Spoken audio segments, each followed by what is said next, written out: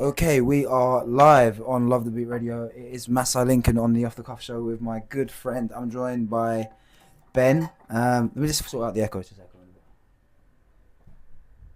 We're back. Yeah, we're good. How are you, Ben? You alright? Hello. Yeah, not doing too bad. So yeah, we're already doing an hour today because it was kind of like Ben was like a last minute replacement, so he's doing me a favour. But yeah, all good. Apart from that, we all good.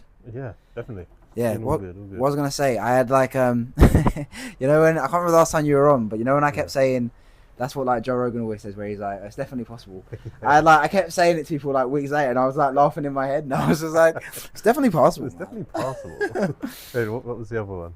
He goes for sure. I like what he says. Like I was listening to him today. He's like, he'll always say things like, absolutely, 100%, 100%. Really?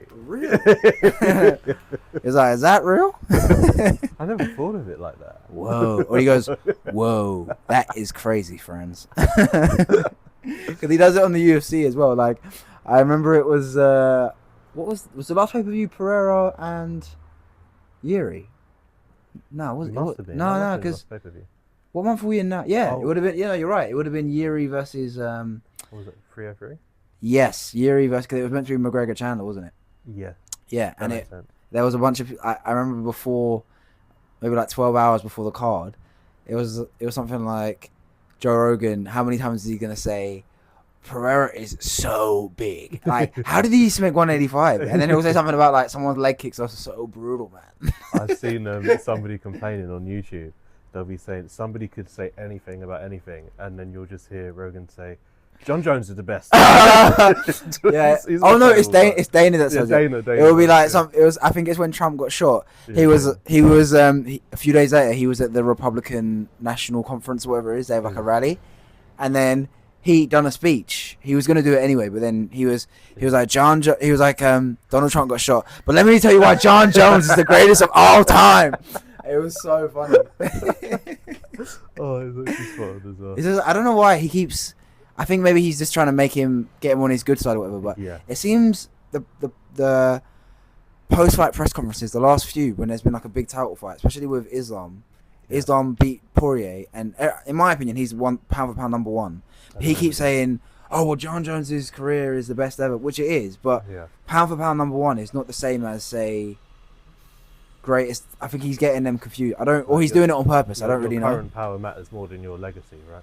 Yeah, I mean, I get what he's saying, but it's not the same as, say, Islam being the best right now. It's not the same as John Jones's entire career, sort of legacy kind of thing. But John Jones is still in the top 5, surely. Yeah, but he's had one fight in 4.5 years. So Would you say he's not in the top 5? No, so what I'm trying to say is I base pound for pound number one on, yes, the skill. If everyone was the same size, who would win? But it's kind of to do with form. Do you know what I mean? Yeah. Whereas Jones hasn't been active. It's kind of about who's active as well. Yeah. Do you know what I mean? Yeah, definitely. Otherwise, it would just never change. But when somebody isn't as active, let's say somebody was injured, it would be a little bit unfair if somebody had a leg injury, they're out for 2 years or something like that. Yeah. You'd have to try and... I get that. I mean, to be fair, it's all subjective anyway, but I just... Sometimes what annoys me is that he has a chance to put Islam over, or whoever. Maybe it's... Who else is up there? So you got like Islam... Pereira, and he just sort of goes, oh well, Jones is the greatest, so there's no point. Yeah. Sorry, can I just double check the camera's recording? Yeah, cool. Yeah, cool. Yeah, I just find it a bit strange when he does that. I think maybe he's just trying to get on Jones's good side because I'm assuming he'll be fighting in November. But you may as well do it now. Who is your top 5? Well, pound for pound at the moment. So it would also be like Islam, Pereira. And then it's hard because and then it would have to be Edwards, surely. Who? Edwards, surely. Yeah, Leon's Leon's up there. And then maybe. And then someone then. Maybe I know it sounds dumb because he lost his last fight, but then I still think the body of work and his form. I feel like Adesanya has to be in there as well. I think so. Yeah, but then it's like that's the thing. It's very subjective because it changes because before that Volkanovski was the pound for pound number one clearly. Yeah. Then he loses 2 fights. So then it's like, oh. I mean, Adesanya did knock out Pereira. Exactly, but then he goes and loses a decision to Strickland. So and then Strickland then loses to Duplessis. Yeah. So it wasn't even a close decision as well. What? The Strickland. Yeah, he got dominated. I think he probably won 1 round max, if not. He lost all 5. So it's so subjective. But then there's Holloway back in there because then he knocked out Gaethje. Yeah. And Pereira's up there obviously because of the run he's been on. When you think about pound for pound, you have to think. If they were all the same size, who would win? And the best way to do that is to look at somebody who's fought in different weight classes. So that makes it a lot easier to say Holloway is. Yeah, that is true. That is true. But then you could also say, well, he also fought Volkanovski 3 times and lost every time. Yeah. But I think he beat Volkanovski the second time. But on paper, he lost 3 times. So it's kind of a bit. How do we sort of determine that? Do you know what I mean? Who else? Toporia's up there because he knocked out Volkanovski as well. He's undefeated. He has to be. Topuria. Who's the 35 champ? Sean O'Malley. Sean O'Malley. Yeah. Well. Sean O'Malley. Because he gets, I think as well, finishes are important as well. O'Malley gets a lot of finishes. Yeah. Leon's obviously, we said Leon. Adesanya.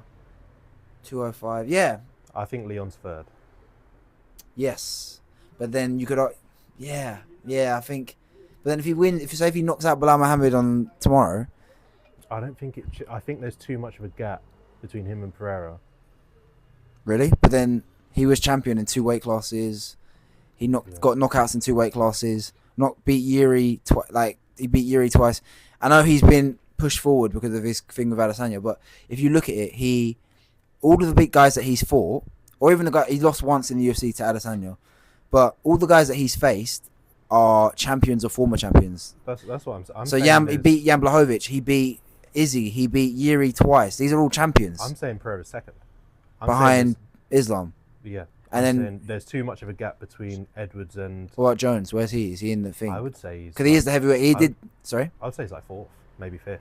Yeah. Maybe just behind Topuria, maybe. I think activity does play a big part in it, I think. Because there are guys who are not as active, but who are great, but they're not as active.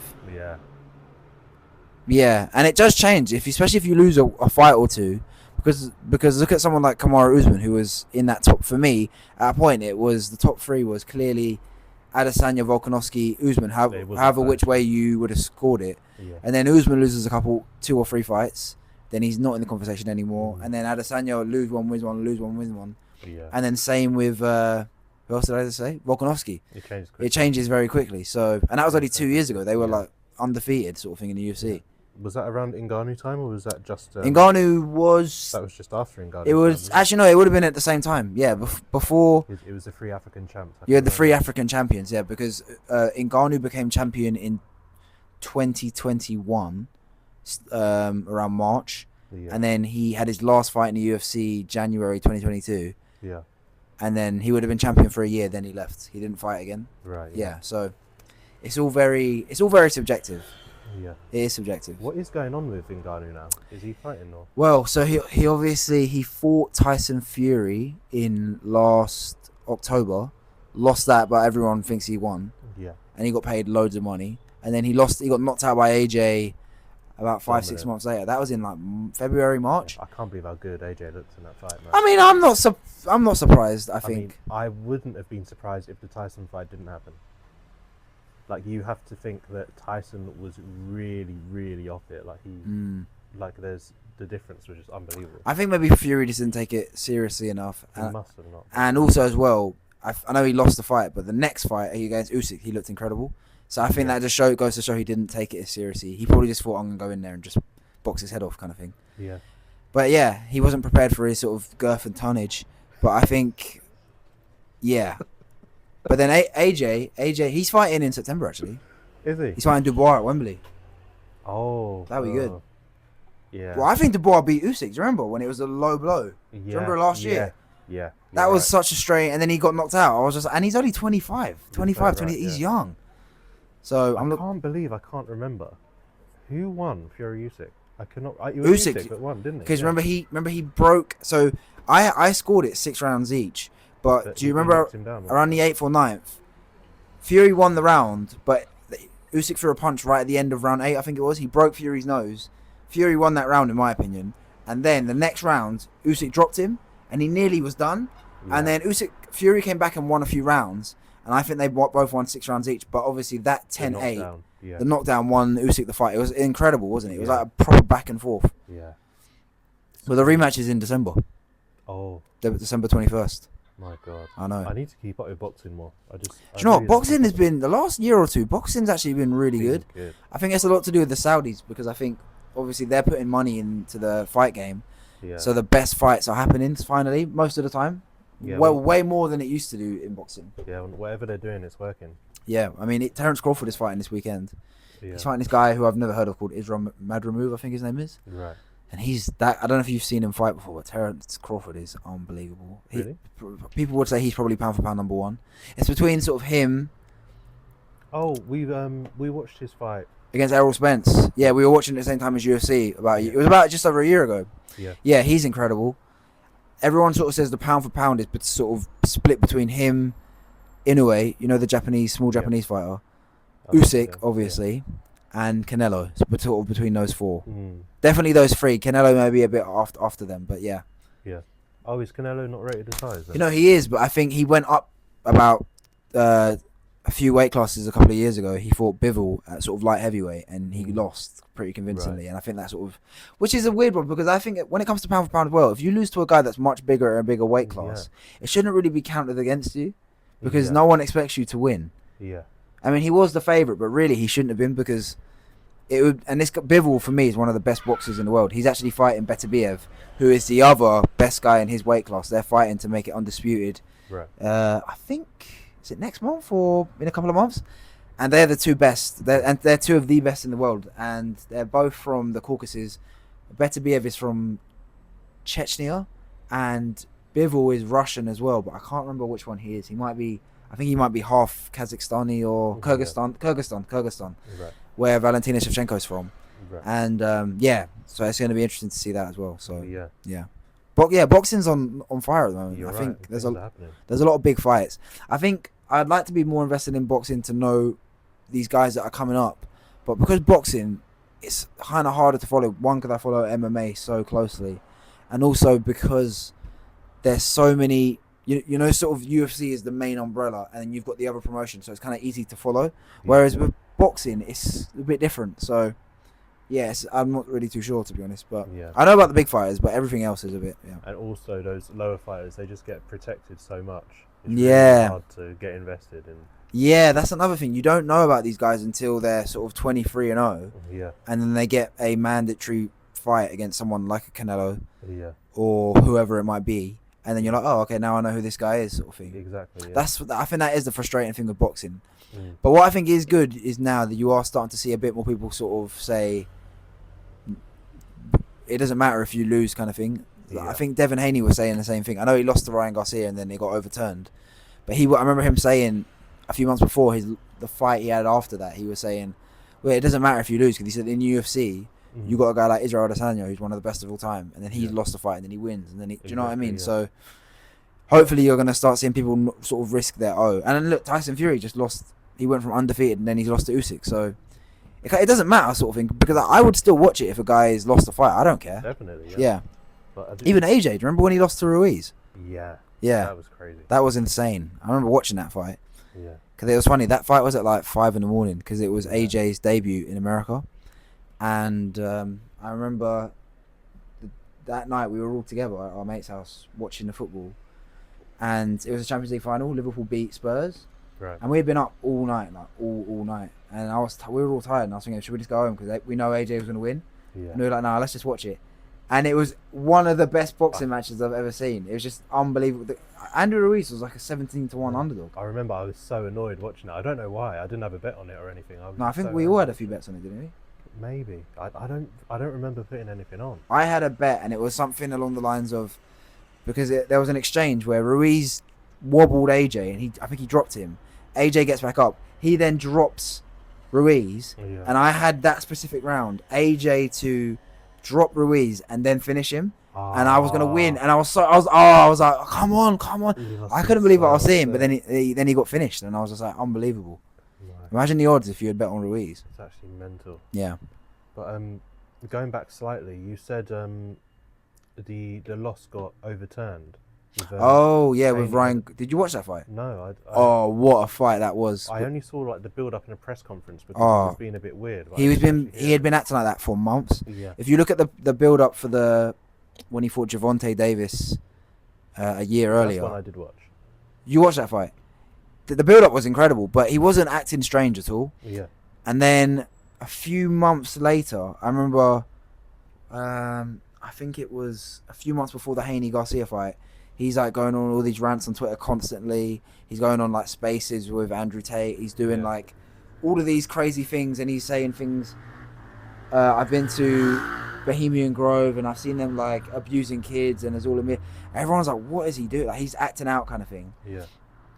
And then he misses weight, and then he goes there and wins, but it got overturned because he tested positive for Ostarine. Oh. But even though those are the rules, Ostarine it is technically a banned substance, but it doesn't make you a better kind of thing. What kind of substance is it? I watched this video by there's this guy who's this really good YouTuber called More Plates, More Dates, and he's a kind of like he's like a YouTuber, and he's fitness YouTuber, but he does a lot of bodybuilding stuff, and he takes a lot of steroids, and he does all of these scientific breakdowns of like specific steroids and drugs and whatever, and he was sort of explaining that Ostarine would have little to no effect as a like performance enhancing drug. If anything, it probably wouldn't do you any damage, and he was sort of saying it probably shouldn't be a performance enhancer. Sean O'Malley got banned for the same thing years ago.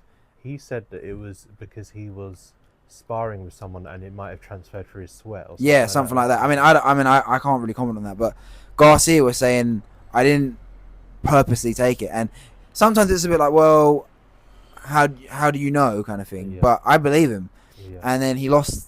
The loss got overturned to a no contest. But I think they're gonna now he's banned for a year as well.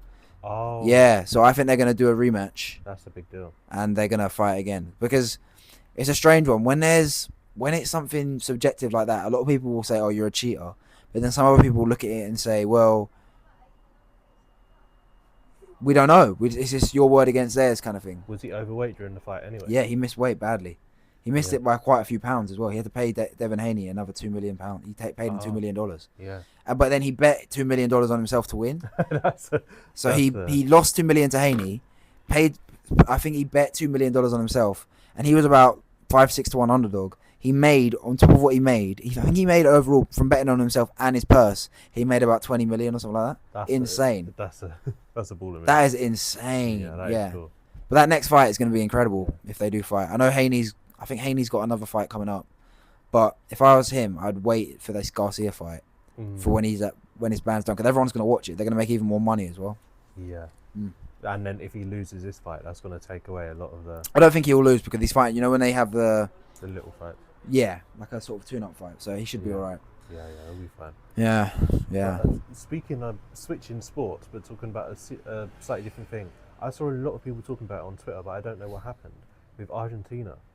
What actually happened? Did you see it? What do you mean? Oh, the Olympics thing. Yeah. I think there was something to do with I didn't know. I wasn't following it, but I saw something like the game was suspended for an hour. Yeah. I don't know why. They scored before that, and then they were checking the VAR. They thought they had equalised, and then it got ruled out as a no goal. I saw that it was ruled out like 2 hours later or something. Yeah, like I saw that as well. I'm not too sure what happened, but I heard that's what happened. Yeah. Yeah. I need to start following this stuff. Apparently there was a lot of weird, like there was like a stadium stampede or something. What, in France for the Olympics? No, in the Copa America, where people broke into the stadium. Is that the game that you bet on with Colombia, Uruguay? Yes. Yeah. Oh, so I watched that because It might have been the one after. Yeah. I couldn't sleep, so I was just like, I'm gonna just watch this, and it was at like 2 or 3 in the morning. Yeah. And Colombia were winning 1-0, and Uruguay. I only watched the last 10 minutes, 10-15 minutes. Both teams had so many chances to either kill the game or get back into extra time, and I was like, "What is going on?" And then, eventually, so it finished, and Uruguay didn't score, and then the players were kind of kicking off a bit, and then I was watching it, and then the players started. Some of the Uruguay players started going into the crowd and fighting, because I think they said their families were getting attacked by rival fans or something like that. Yeah. So I saw Darwin Núñez fighting and a few other players fighting with, say, Colombia fans, and then he went in there to protect his family or something. The crazy thing about that is all of that drama was happening in that game, and then Colombia obviously went through into the final after that, and they were against Argentina in the final. I think Colombia. Yeah. And then in that game, the Colombian fans broke into the stadium. And did they? Yeah, people without tickets just broke into the stadium. That's nuts. And then people with tickets couldn't go in because they were above capacity. Oh wow! So this game was in in America as well. Yeah, so that's why all of the discourse was going on about the World Cup should not be in America. Well, I think that's a reach. With that, it's definitely a reach. They've literally hosted the World Cup before. Yeah, they hosted it 30 years ago. The only thing that would be scary is like a mass shooting or something like that. But then that's not going to happen in the stadium. It would happen somewhere else. They wouldn't. I know, but the thing is, they've hosted a World Cup before. I mean, yeah, it would be. They had just the same amount of shootings 30 years ago. And do you know what I mean? I think they'd be alright. It would be completely fine. Where's your mic, by the way? Can I see? Oh, it's there. Yeah, so I thought I couldn't see it. Yeah, it's all good. Hopefully, I haven't turned it off. No. Honestly, it's fine. It's fine. Yeah. But yeah, it's a bit of a strange one, but I'm actually looking forward to that World Cup though. I think it's gonna be good. Yeah, it will be. It'll be better than Qatar, won't it? And it'll be in the summer as well. I'd actually love to get tickets to go out there. Yeah, so would I. Yeah. I think if our financial situation's looking good and it's not too expensive. And they're doing it across Canada, Mexico, and America. So it's split into threes because it's technically all one land. So you've got like the west side of sort of Mexico, Canada, and America, the middle, and then the right side. Yeah. So I can't remember what cities it was, but I know definitely I think maybe somewhere in California, New York, New Jersey. The finals in New Jersey, Mexico City. Monterrey's the other one in Mexico. I think Toronto's one as well, and maybe what's another big Canadian city? Maybe there's another one in it might be Columbus. No, not Columbus. Well, I can't think of any Canadian cities. There's I think Calgary. Right. Yeah, so there's that would be good. I would love to actually fly out there, and the weather would be banging as well. We should. Yeah, if I had money. I mean, we might do then. Yeah, and 2 years. Yeah, maybe. What we should do is, after the show, we can just put 100 quid on a horse. Go. Oh my god! Oh, that reminds me. I was going to ask you: have you done your bets for tomorrow for UFC? I've only got the one at the moment. I already what sent is it to you. It's Mick. Oh yeah. I've got him to win, and then when that comes in, if it comes in, I'll put some fights on the main event. But did you not see any? Did you not see those websites I sent you where it was like you can get free bets? Did you do any of them? Oh no, I need to look through them. Yeah, you should. They're probably done most. No, I think that I found one that I hadn't done before. It was like this website called Betano. Oh, definitely not done that. Yeah, I literally done it. It was like you bet £10 and they give you 30 quid in free bets. But it's annoying. I think you can only use one of them on any sport. The other two have to be football, which is a bit jarring. Yeah, that's a bit annoying. Yeah. And there's no football at the moment, so. No, there's like Europa League and yeah. Champions League qualifiers and friendlies as well. But yeah. there was actually so many sites I hadn't used before, and I was like, oh, okay, I might have to use something. I will do it. I'm gonna wait until I've got a bit more money at the end of the month. Yeah, fair. When I get paid on Wednesday. Oh, nice. So I'll lump some money on for the Thursday qualifier games. one of my, because they gave me a free bet, so I've got £10 free bet on Leon to get a finish.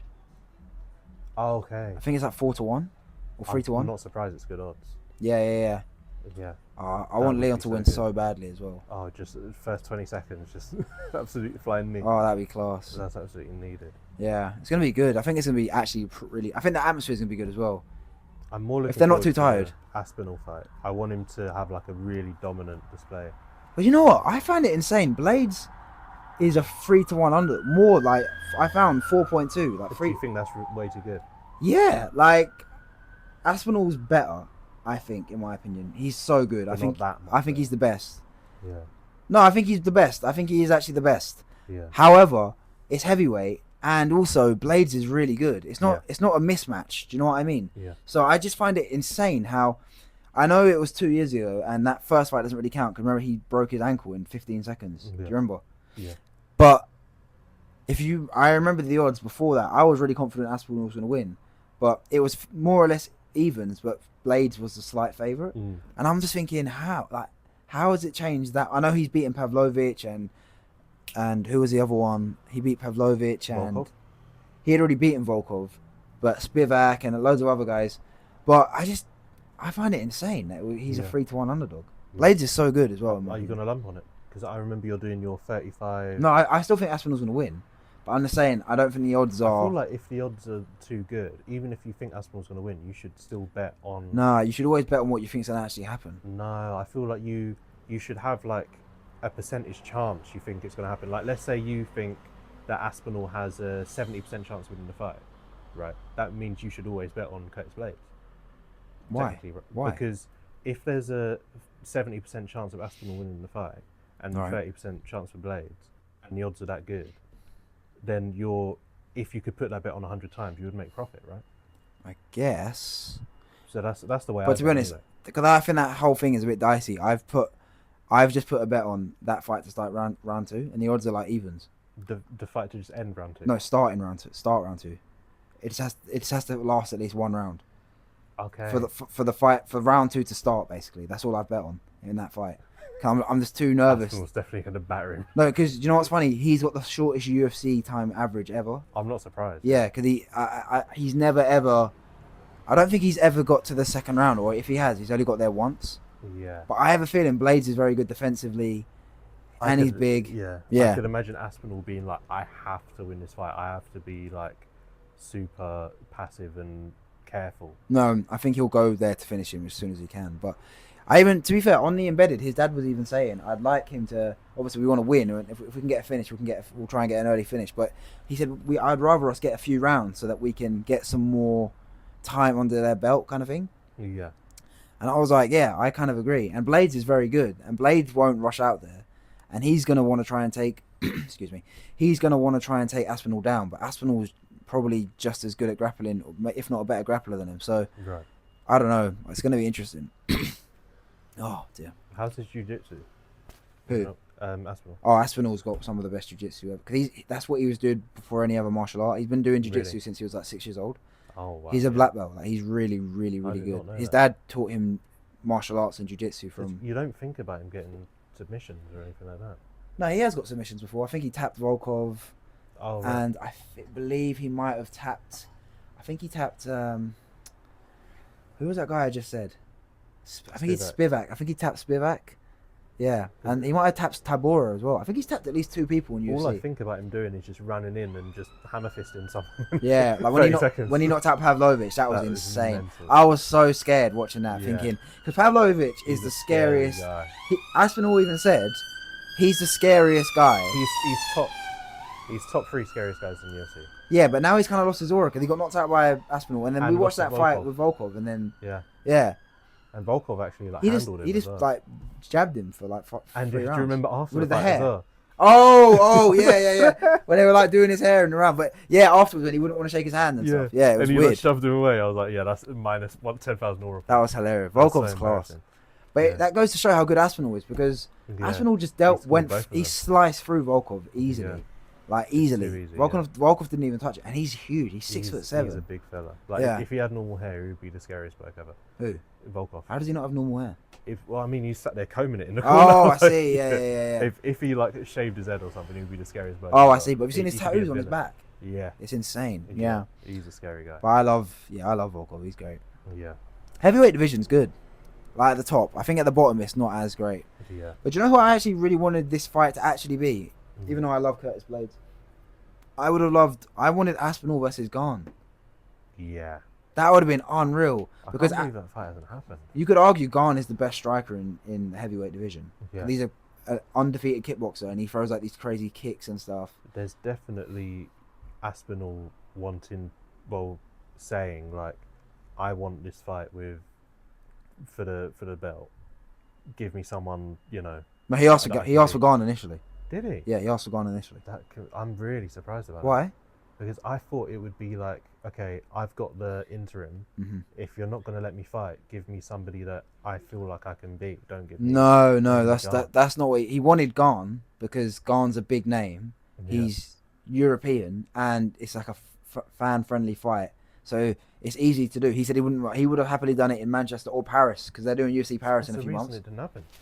Well, Gane said Well, Aspinall said the reason Garn is, he said ducking him. He said that his excuse was that he's currently shooting a movie. So he was, which he is to be fair, but he was like, 2.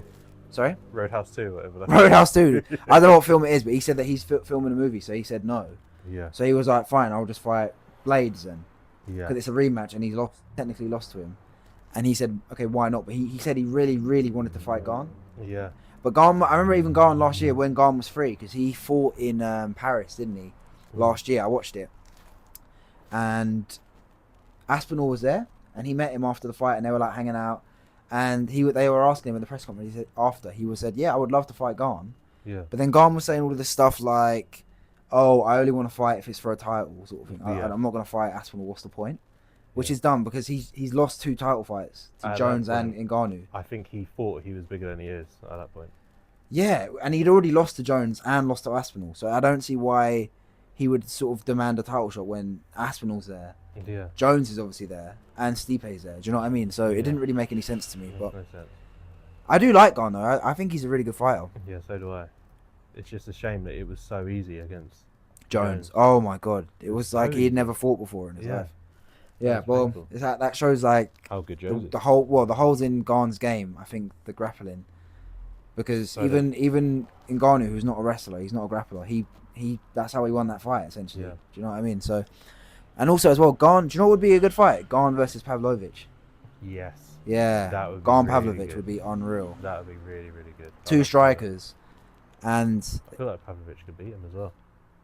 I think Pavlovich has got the better, more power, the equalizer, but then I'd say Garn is a better striker, more well-rounded, and also as well, I don't think it'd be as simple as, oh, Pavlovich is just going to go out there and try and knock his head off, because you've got to think Garn, even though he lost that fight to Ngannou, it's not like Ngannou he couldn't just go in there and rush kind of thing, because of how such a good technical striker Garn is.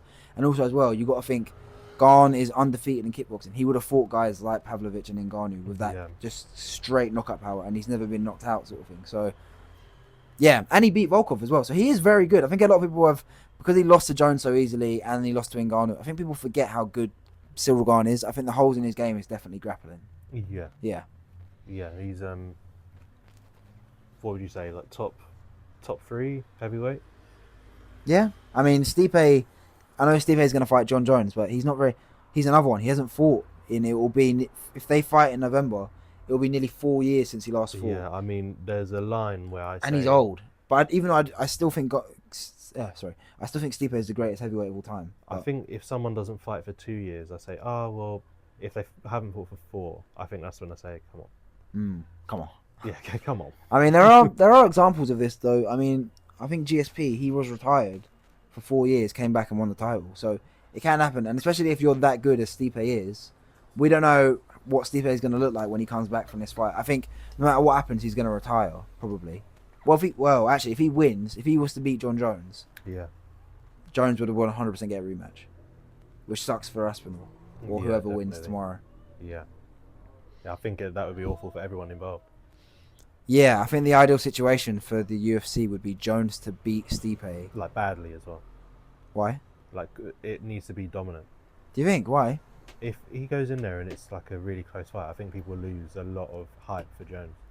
Nah, I don't think so. Because I think Jones has had his last few fights at light heavyweight, he had quite a few fights like that, but people were always excited to see John Jones because he's such a big star. Yeah. I think if Jones wins, people will just be happy to see the division move on. Yeah. Because you never know, Jones might retire at the end of this fight as well. I hope he does. I feel like he's going to win and then just sit on it for like a year. Nah, the UFC, Dana even said yesterday at the press conference, someone asked, so is the winner of this going to fight the winner of Stipe versus John? And he said 100% absolutely. And they need to schedule it for like 8 months, something like that. Something like short-ish time frame. I think they can't do like a year. If Jones was to, let's say Aspinall wins tomorrow, Jones wins in November, and Jones isn't hurt, then they could do, I'd say April, May. That's reasonable. I think that's pushing it. But what do you mean? I feel like a 6-month turnaround. I can't see him doing it. Well, to be fair to Jones, he won the belt in March last year, and then he was going to fight Stipe in November. Right. So that's only 7-8 months, which is fair. Like that's not too bad. 6-7 months. If he said May, let's just say May June, that's not too bad. And it's not long for Aspinall to wait because it's still only 10 months, and Aspinall's young for a heavyweight. So I think that's reasonable in my opinion. But can't complain too much about that. Yeah. No, I think that would be pretty good.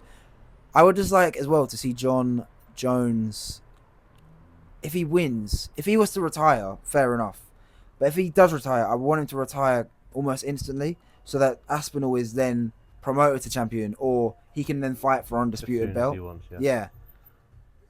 So I think we're just gonna have to wait and see what happens with that fight. Yeah, as I said, I just really don't want him to sit on it and then be like, I'll fight when I'm ready, and then he gets like a little injury, and then and then like a year and a half later, he's like, I'm off. To be fair to John Jones, he was only a few weeks away from the fight. He was literally 2 weeks away from the fight. So he would have signed to fight Stipe in the summer. So only 3 months after he had just beaten Gane.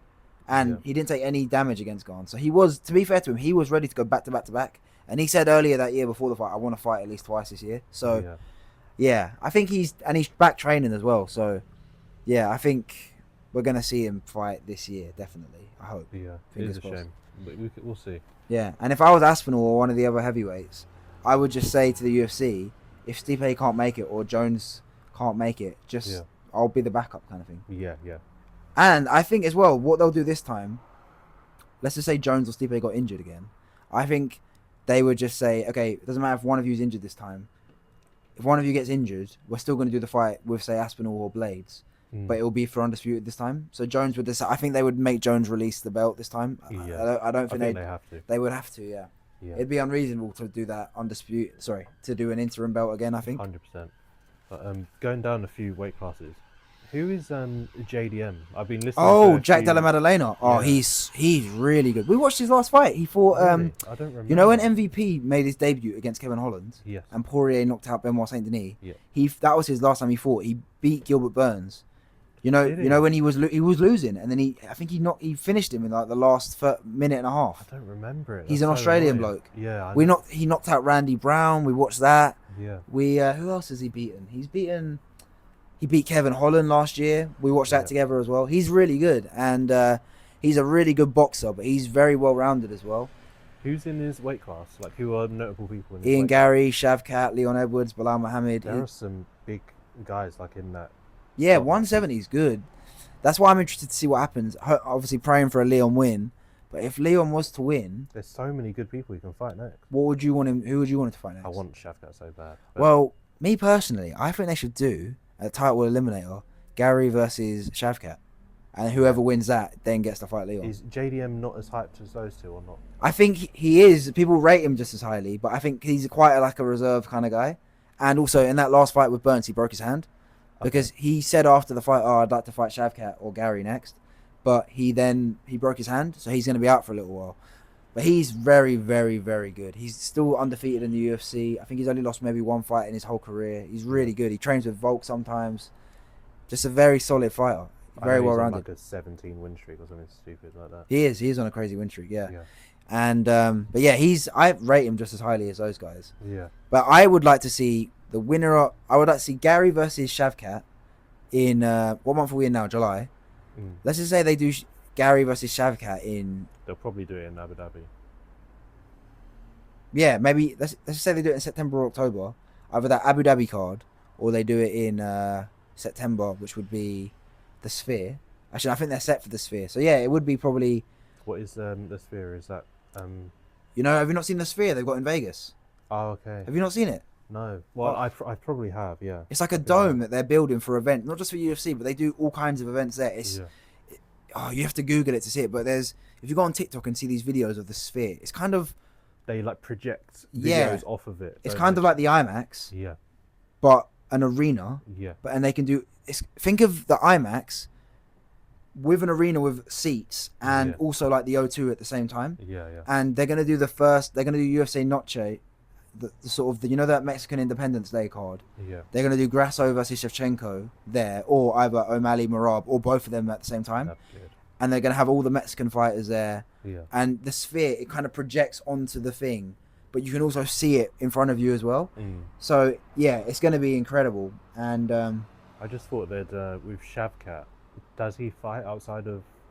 Like, does he do American cards often? Yeah, he does. Most of his UFC fights have been in America. I think he made his debut in Saudi Arabia maybe like 3 or 4 years ago. Yeah. But he's done most of his fights in the US, to be fair to him. Cool, yeah. But yeah, he is a Muslim fighter and he's from Kazakhstan. So yeah, Abu Dhabi would actually make sense. I could see Gary versus Shavkat then. I would love to. That'd be cool. I would love to watch that. But what would be? Do you know what's kind of annoying?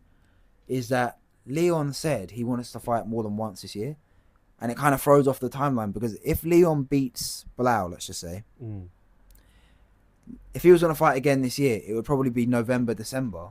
And if Shavkat versus Gary happens in October, they're not going to be ready to turn around in December. That's the only problem. Like the next batch, like just below that. So Jack Della Maddalena. Well, he's got the broken hat, as you said. Yeah. So who's like the one below? There isn't really one, is there? It's like Kamaru Usman is there still, but he's not going to fight Leon again. Not again. What's the point? Gilbert Burns is there. Colby's there.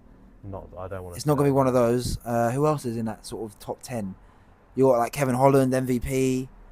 Let's do MVP for a laugh. Oh mate, do you know what's so annoying? If MVP would have beaten Ian Gary, they would have done it. They would have 100%. If let's say, especially if he knocked him out, they would. And if Leon was to beat Bilal tomorrow, they would have 100% done it and they would have done it in London as well. Yeah, they wouldn't have even done it in Abu Dhabi. They would have just said, okay, November. Well, they would have made another pay-per-view somehow, and they would have done MVP versus Leon at Wembley Stadium. That would have been incredible. That would have been so good. My God. That would actually sell out 90,000. And it's so annoying that if Ian Gary just dominated him, I'd say, oh, fair enough. It was dreadful. It was a pretty close fight. Ian Gary was not impressive at all. No, I think he was impressive. I think it was impressive. I think it was bad for everyone involved because Gary lost a lot of hype in that fight, in my opinion. He didn't look... Like for someone like me, like slightly casual, who's thinking Ian Gary's on a 14 win streak, he must be good. And I watched that fight and I'm like, really? Right, I get what you're saying. The guy? Yeah. I saw someone comment on one of his posts, even though I think it's harsh, but it did make me laugh. They were like, talks like McGregor, fights like Bilal. Yeah, it's actually spot on. But I saw it as it was a very intelligent performance. Yeah. Using his grappling. And we've got to think, MVP is one of the trickiest guys to fight. Yeah. And he kind of nullified him. Yeah, but it's funny, what I found interesting, Dana said after the fight, he actually thought it was a draw. Yeah. He said the first round was for Gary, second round was for MVP. Because remember, he rocked him a few times. Yeah. But he thought the last round was 10-10. He said it was a draw. That's interesting. So he said, in my opinion, that fight was a draw. He didn't think MVP lost. You never see 10-10 rounds as well. Yeah, but you should. You really, you should see it more often. I mean, I'm kind of glad we don't because I don't want draws in MMA. No, you don't. But when I think about it, because I actually just gave it to Gary, but when he explained it, I was like, that's actually a really, really good point. I think, so I think that's why I think if Ian Gary would have finished MVP, because remember he nearly finished him in the first round. Remember when he got in that rear naked choke? Yeah, and he had that body triangle.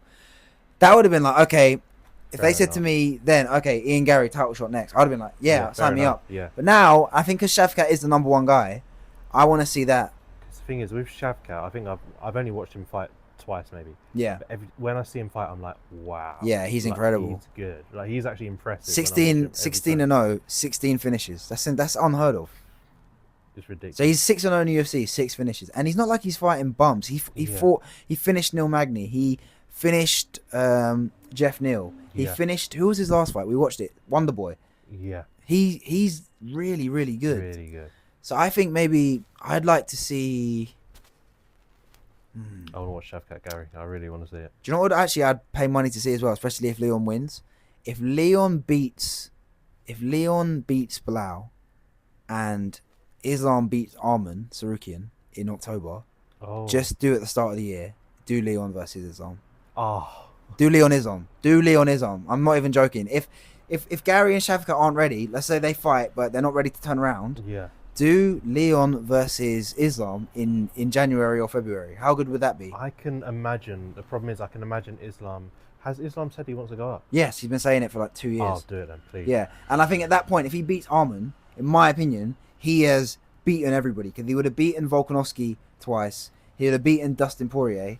And he would have... Everyone else I mean, then Arman, for me, he's the best guy in the division.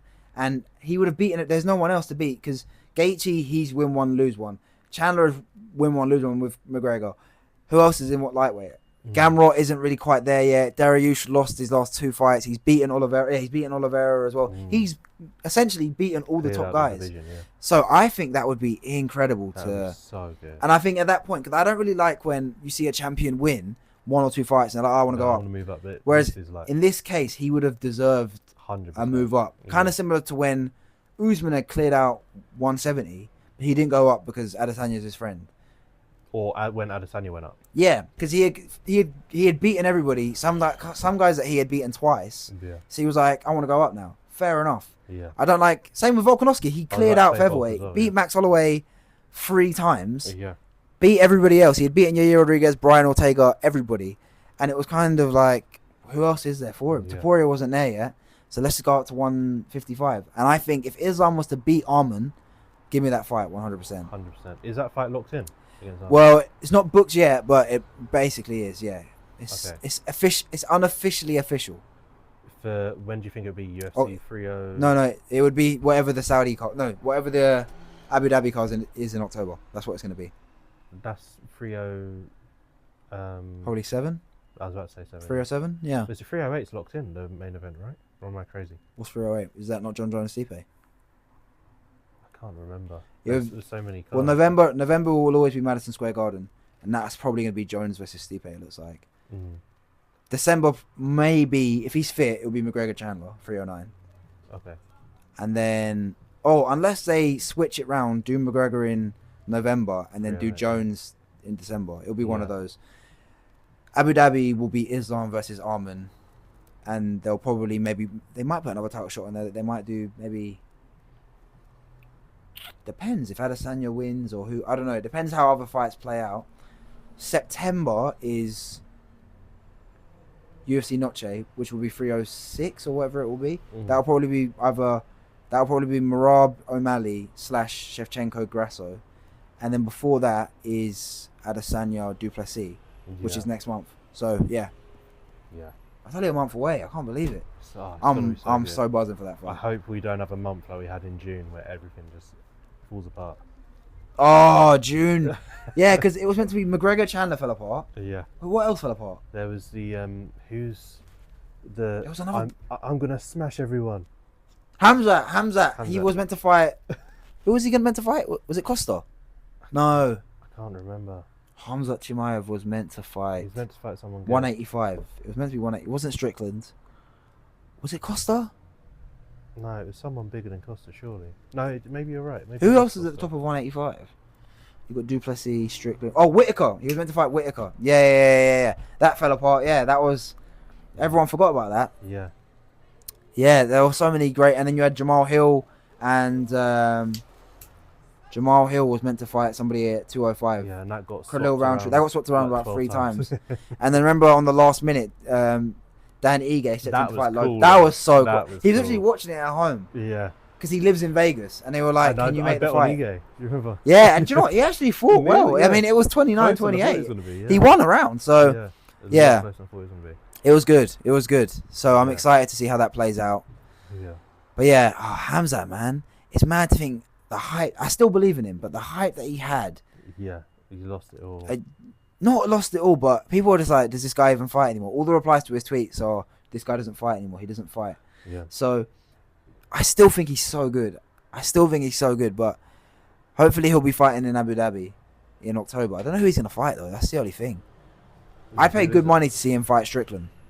Yeah, that would be cool. But Strickland wants the winner of Adesanya Duplessis.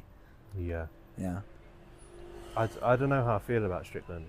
Why? I think the way he talks almost makes me forget how boring his fights are. Every time I watch one of his fights, I can't remember the last time I've watched a fight and been like, yes. What about the Adesanya fight? But I wasn't sat there going, wow. I was sat there thinking, wow, because he's beating Adesanya, not because it was like so exciting. I get what you're saying. Yeah. His fight style was just, it looks like it should be good. Like it's just a weird like boxing style, but it's he has that sort of Philly shell. Yeah. And he just jabs your head off, and he's really hot, awkward towards He just you walks and he yeah. just he is very, very good. Makes really uninteresting fights. Yeah, I love Strickland though. I think he's. Do you know what it is? But I do think with fighting, it does take two to tango. And for example, Costa didn't do anything. Yeah, it's not 100%. That fight would have been a lot better if Costa. I know it's easy for me to say sitting on the sofa, Costa was like, all right. But Costa even said himself, "If I should have just gone for it because how he used to be before he fought Adesanya, he would have just went out there swinging, like out on his shield, win or lose. Like when he fought Romero, it was a banger. But it takes two to tango in a fight, and he didn't come there to sort of was kind of fighting like I don't want to lose. What's the reason he changed his style? Did he lose that badly? Not necessarily change his style. I just think he's a little gun shy. Cause you got to think before he fought Adesanya, he was undefeated. He was knocking everybody out. He was going in there he was headhunting to take your head off. And then Adesanya just went in there, schooled him, and he just Adesanya just picked him apart and knocked him out. Yeah. And since then, Costa really hasn't been the same. To be honest, he's had he's pulled out quite a few fights. He missed weight, and he's just not been the same fighter, in my opinion. I'm not surprised he's missing weight though.